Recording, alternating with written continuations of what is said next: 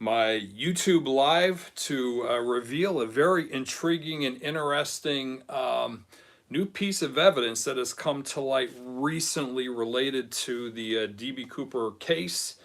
And I'm going to give a few minutes for some people to join on here, and then I'll kind of get right into it. But this is exciting stuff. I think it helps us zero in on DB Cooper, specifically where he came from, specifically where he worked, and this is the kind of thing that I'm a big fan of. I'm a big fan of this type of stuff. So let's give a couple minutes here. We got a few people that are going to be joining on here. I'm sure over the next minute or so. So we'll give a couple of minutes. Until then, cheers to everybody drinking my hot cup of black coffee. So looking forward to this. This will be fun. So I don't know that I'll be taking any questions or anything of that nature on the live itself. Hi Robin, how you doing? But maybe we could give it a shot. It all really comes down to how well I can read or what I can see without my readers on. Sometimes it's a little bit difficult to read questions and that kind of thing on there. Hey Jay, how you doing?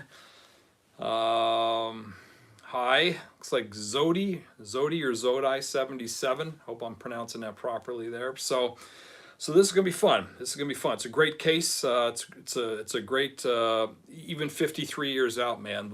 There's a lot of shit happening here, and it's happening very quickly. And I'm very stoked about it all. So hi Joey, how you doing there?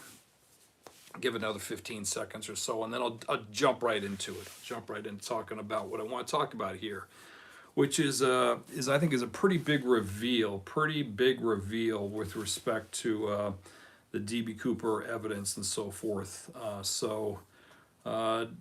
Tina Mucklow, where is Ryan Burns? So, interesting. That would be cool if it was the real Tina Mucklow. That would actually be really, really cool. So, all right, so I'm going to go ahead and get right into it. Hopefully that's adjusted well enough there. Ryan Burns is looking for the hair. Yeah, okay. That's right. Well, I mean, hey, that's actually a legitimate thing. If we could figure out where that hair was, the hair slide, that would be a legit find there. So, yeah, hopefully somebody comes up with it. So, any case, so let's talk a little bit about this big new reveal here, this big new revelation here as far as the case is concerned. So, I'm gonna kind of start it off by talking about in 2018, during CooperCon 2018, which was the first CooperCon, Tom Kay discussed the particles that were found on the tie. Again, the tie had been examined by him in 2009 as well as 2011. He had taken carbon sticky stubs, he had applied them to the tie. He pulled off the carbon sticky stubs, and some of the tie particles ended up on these sticky stubs. Again, once in 2.9, once in 2.11. And the stuff was actually analyzed. The stubs, I believe the 2011 stubs, were analyzed by a lab. This was done in 2017. And it's at that point when that data finally came back in 2017 that we really got a really solid overview of a lot of the stuff that was found on the tie, a lot of the stuff that was on the tie. That include commercially pure titanium, alloy titanium, stainless steel, rare earth elements, iron, magnesium, you name it. And there was a lot of stuff on that tie, zirconium, all kinds of things on the tie. As well as a significant amount of salt and a significant amount of sand. And Tom talked about this during the 2018 CooperCon conference, that the salt in particular was not like your typical McDonald's type of salt, but rather was sort of an industrial type of salt. That's the first thing he mentioned. And he didn't really say much about the sand. We just knew there was a lot of sand on the tie as well. But obviously the salt and the sand, these two things are items that have been talked about at length over the years, but oftentimes overlooked. And I've really kind of cautioned about that, against that, because I felt like that because just the sheer abundance of them, that tells a story. I mean, it got on the tie somehow. Now, I've speculated openly that maybe this was from, maybe this indicates that D.B. Cooper lived in a cold weather climate. Maybe, they had salt and sand that they sprayed on the roads during the winter time, and he got, some of that crap on his hands, and he transferred it to his tie. Maybe that's an explanation. And we've entertained a lot of different things. Could the salt have been somehow related to a titanium sponge process, that type of thing? But for one reason or another, invariably, these things kind of like petered out. There were other reasons why it didn't seem to, those theories didn't really seem to stack up. So, so that's, but nonetheless, that's something that is something that we've talked about for a long time there.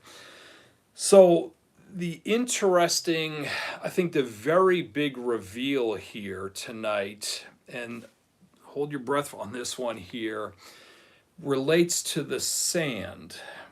And specifically, the sand is not actually sand, rather, it is clay. Now, that may seem somewhat anticlimactic, but I consider it critically important. Critically important that we adjust our thinking with respect to this, and we've come to the realization that the sand is not sand, but is actually clay. Now let me kind of step back here and give you a little bit of background with respect to this. I was having a conversation with Tom recently, and Tom mentioned to me that it appears that there's a significant amount of clay on the tie. Specifically, the silica and aluminum basically is clay. That's the primary components of clay. And I immediately found that very, very interesting, because there's a critical difference. There's a critical difference for investigative purposes if we're talking about clay versus talking about sand. Now, I want to be very clear about this. That's as far as my conversations with Tom have gone. Tom is completely unaware of what I'm going to talk about tonight as far as this goes, and some of the conclusions and things that I'm going to present here are things that I've come up with and don't deal with Tom at all. And the reason I'm saying that is because I want to give Tom credit for being the person who kind of like sort of came to the realization that, we're dealing with clay and not sand, or what appears to be clay and not sand, and ultimately what that has led to. So I want to give him credit for that, but at the same point, I don't want to put words in his mouth or in any way suggest that he's endorsing or even worked with me collaboratively on any of these end result type of things that I'm going to present here as far as that goes. So now, when we're talking clay, there are different types of clay, and there is a clay called a bentonite clay, and the clay that is on D.B. Cooper's tie appears to be the bentonite clay. Bentonite clay, again, silica, aluminum, but it also has a lot of other stuff in there: calcium, sodium, magnesium, iron. There's a number of things that make up this clay. And bentonite clay accounts for about 40 to 50% of the United States clay production. So it's a significant chunk of the type of clay that is produced in the United States, 40 to 50%. Importantly, it is not the same type of clay that is used to make pottery, ceramics, and that type of thing. That's called a kaolinite clay. So it's a different type of clay. The composition is somewhat different, and therefore the properties of it are somewhat different. Now, why this bentonite clay being found on D.B. Cooper's tie is very, very important is because bentonite clay was researched heavily by a few different places, and again, a very few places during the 1960s, as something that, as a material for containing and lining deposits of nuclear waste. So it was studied as a containment, what's the word I'm looking for? Containment material and a liner for nuclear waste. Also was studied for the ability to absorb heavy metals. And the reason why is because clay obviously is very, very fine. The particulates are very, very fine. But the bentonite clay in particular swells when water gets exposed to it. When it's exposed to water, it swells and it becomes basically impermeable in a way. So, and of course, when we're talking those places that were researching bentonite clay for nuclear waste containment and liners and that kind of thing, the top place in the United States was, believe it or not, the Oak Ridge National Laboratory. So I think this is a critical piece of the puzzle, and it's yet another significant piece of evidence pointing specifically at Oak Ridge National Laboratory. And very importantly, places like Battelle Memorial Institute did not research or use clay or anything of that nature. Neither did Boeing or Northrop Grumman or a number of companies that I've looked into. Remcru Titanium, Crucible Steel. There is no connection. There is no connection that appears to be in any kind of documentation that indicates they were studying the effects of bentonite clay or researching bentonite clay for any reason whatsoever there. Oak Ridge, on the other hand, is a different matter entirely. And it's important to understand that D.B. Cooper's tie, just given the age of the tie and when the skyjacking took place, all of this stuff was accumulated on his tie in the latter half of the 1960s, let's say from 1965 to probably 1969, 1970, something around that time frame there.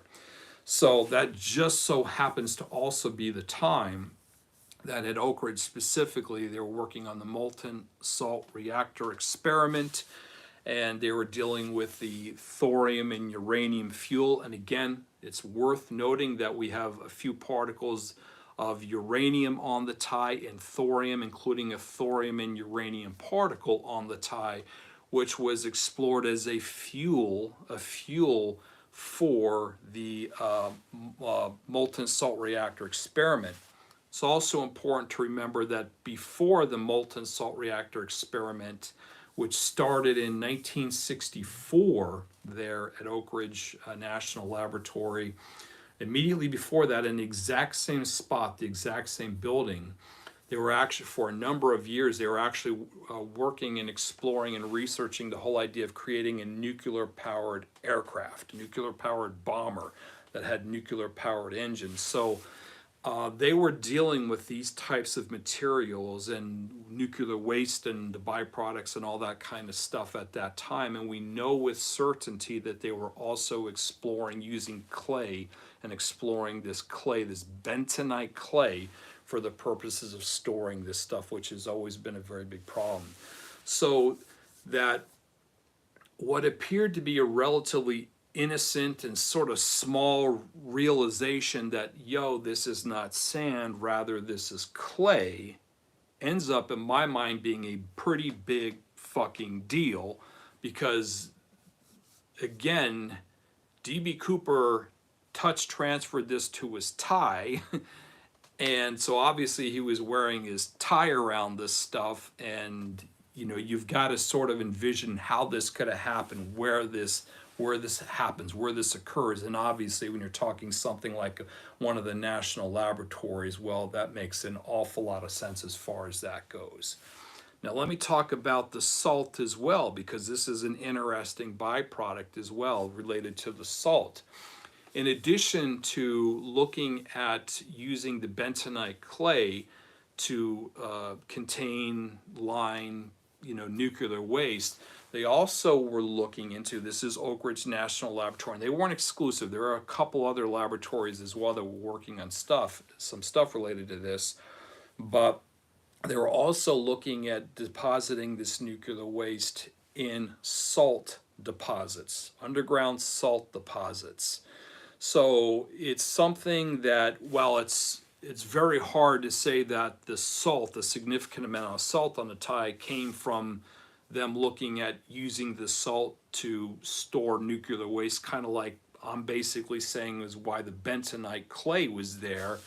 It sure is a reasonable deduction because the salt has always been a very interesting and very intriguing part of the puzzle. What's all the salt doing on the tie? What's all the, what we originally thought was sand, but now we realize is clay. What is all that doing on the tie? And that's very, very intriguing, very, very important. Tom, as I recall, when I spoke with him, and I actually had a conversation with him earlier today about the bentonite and so forth, and he was looking it up and saying it appears to be bentonite, as I'm saying. Again, I want to be very clear. He's not endorsing anything I'm saying or anything of that nature, but it's that's again, I think it's very, very important to consider that's in my mind absolutely likely that's where the bentonite clay came from, and that the salt may also be related to that, given that they were also exploring securing nuclear waste in these salt deposits underground and all that other kind of stuff.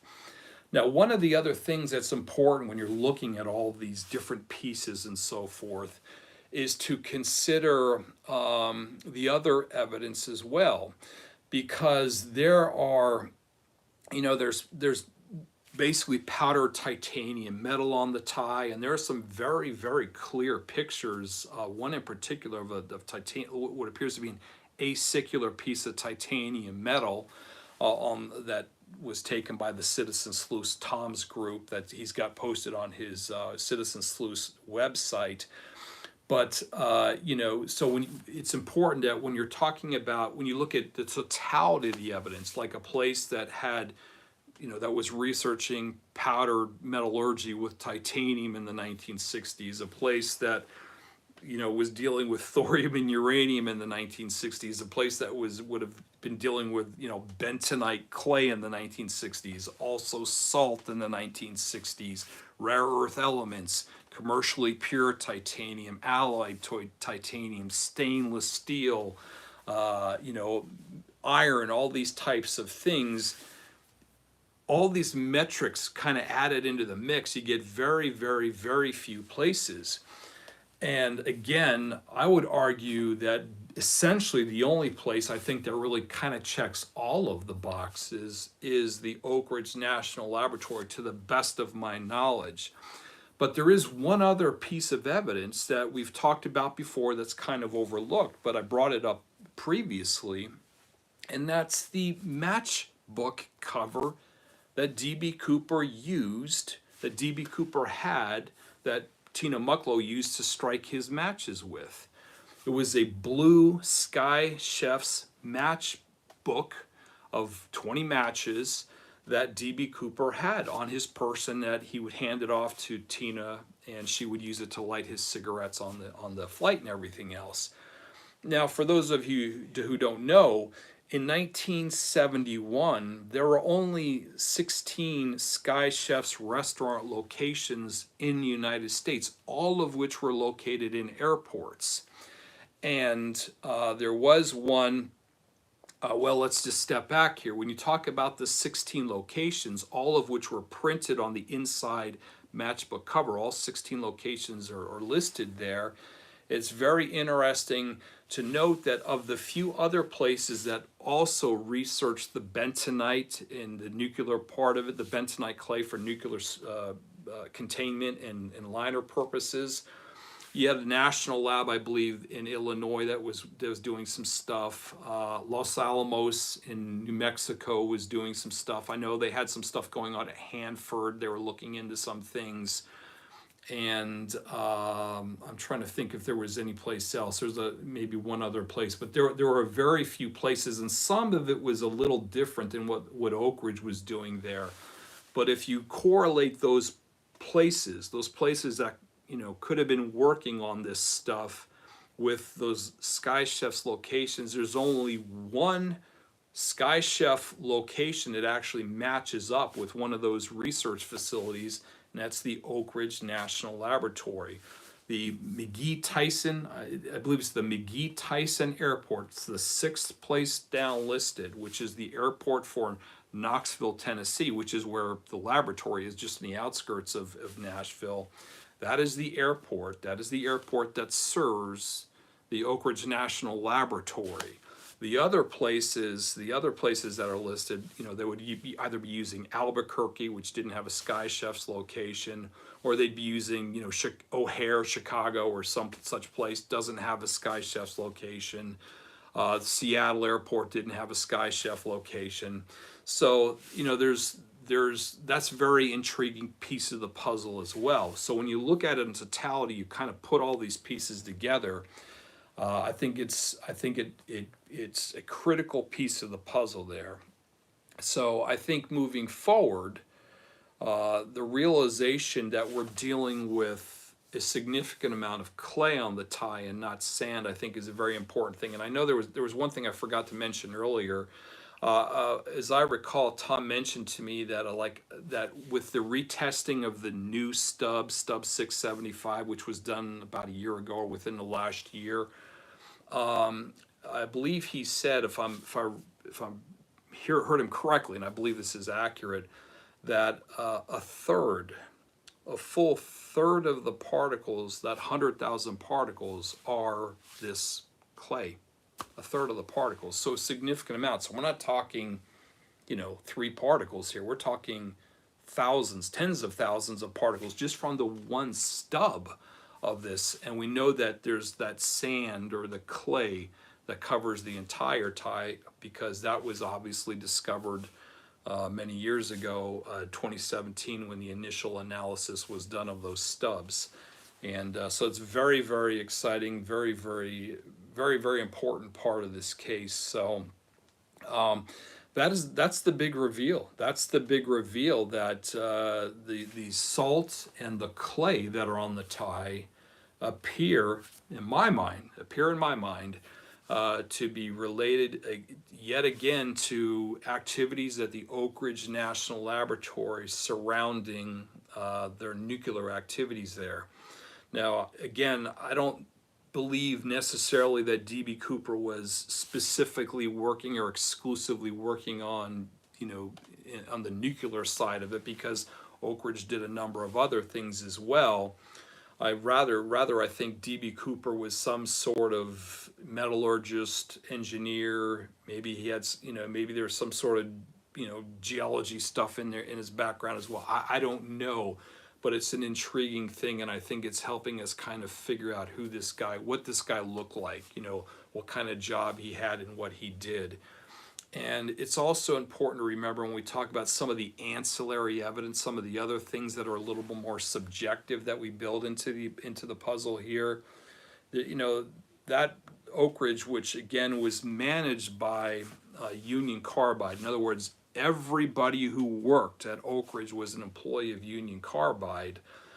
Union Carbide, and specifically at Oak Ridge, had problems, had many people getting laid off in the late 1960s as government funding was cut significantly for their nuclear power research activities and projects, specifically the molten salt reactor experiment. It was cut, I want to say, by 70%, and that led to significant hundreds of layoffs of people that worked in and around that project there. Moreover, some of the other facilities that dealt with specialty metals and that type of thing that were part of Union Carbide experienced the same sort of things in 1971 itself. I'm specifically thinking of the Marietta, Ohio facility of Union Carbide. They shed, I want to say, close to half of their employees, because the government was threatening them because they needed to clean up their act. They were a major polluter basically back then. So while it's not, while the picture isn't exactly crystal clear, it's hard to say for sure that D.B. Cooper got laid off or re-laid off or whatever the case may happen to be. It's certainly reasonable to deduce that may have occurred, that may have happened to the guy, because there was a lot of sort of turmoil taking place during that time. And And, given the fact that the Sky Shifts matches came from, obviously one of 16 locations, and I presumably picked him up by himself. I mean, one of those 16 locations, DB Cooper appears to have visited, because to the best of my knowledge, you could only get those matches actually at the restaurant. So one of those restaurants there. So it's very, very interesting, very, very intriguing. So if you just start with that and you kind of cross-reference that with all the stuff we've talked about tonight, the clay and everything else, I mean, again, to me, it's just pointing right at that Oak Ridge National Laboratory. It's pointing right at Union Carbide, and it's a very intriguing piece of evidence to consider as we flesh it out. Now, who do I think DB Cooper was? I have no idea. I literally have no idea. I have no names. I have no particular person of interest at this time.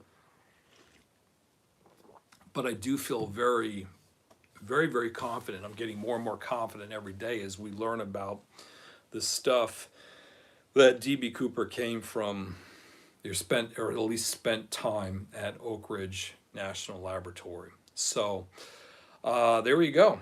That's the big reveal. I think it's a very big deal. I want to, tip my hat to Tom, because Tom's the one who initially proposed the idea that, we're not looking at sand, we're actually looking at clay.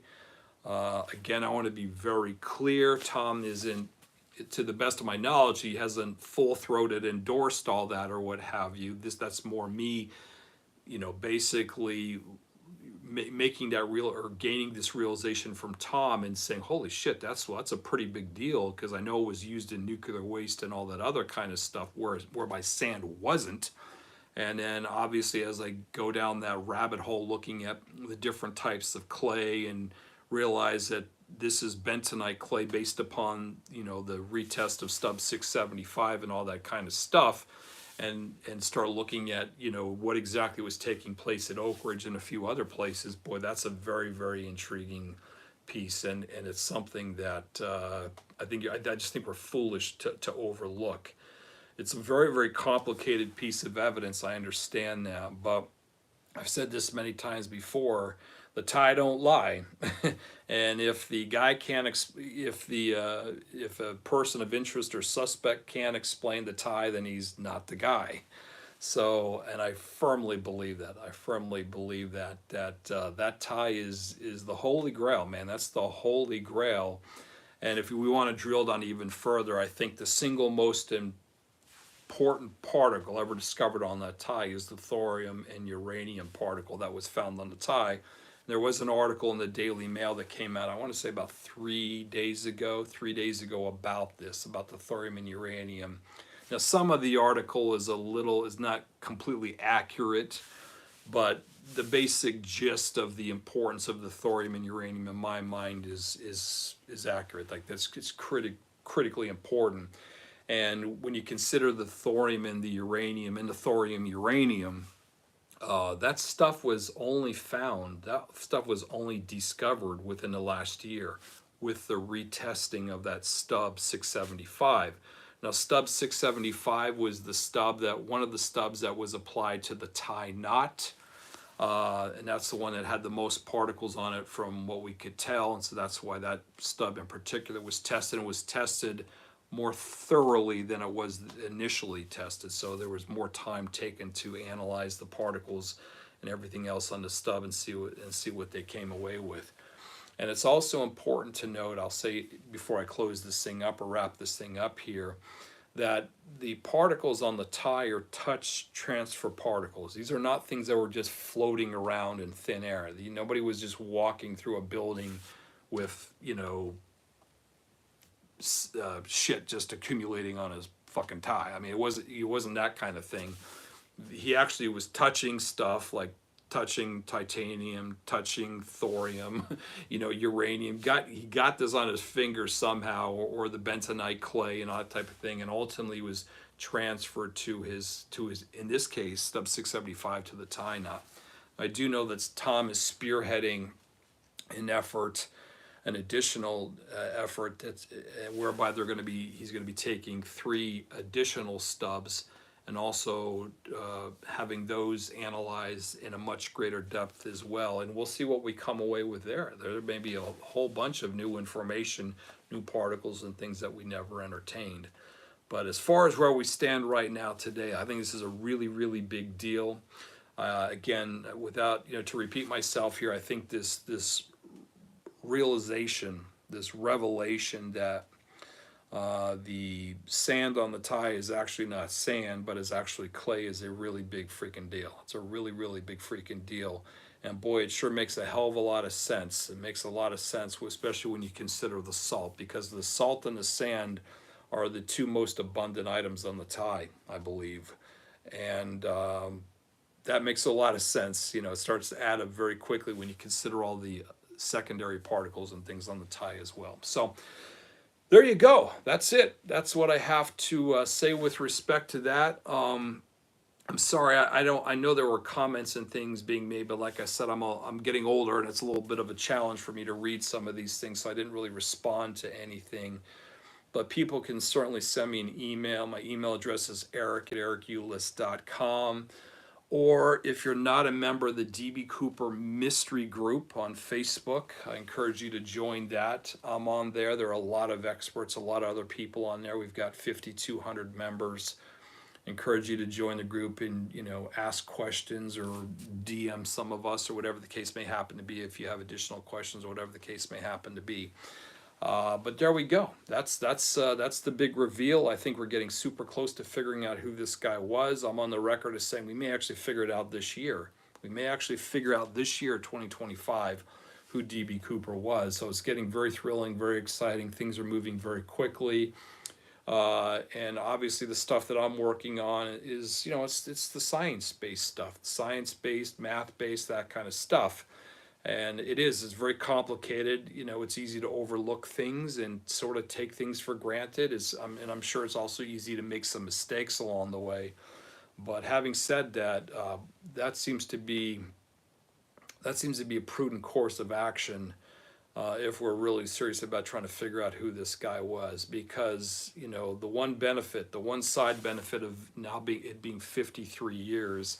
Is that science and technology and the instrumentation and all the stuff we have to work with has outstripped Cooper's ability to remain in the shadows.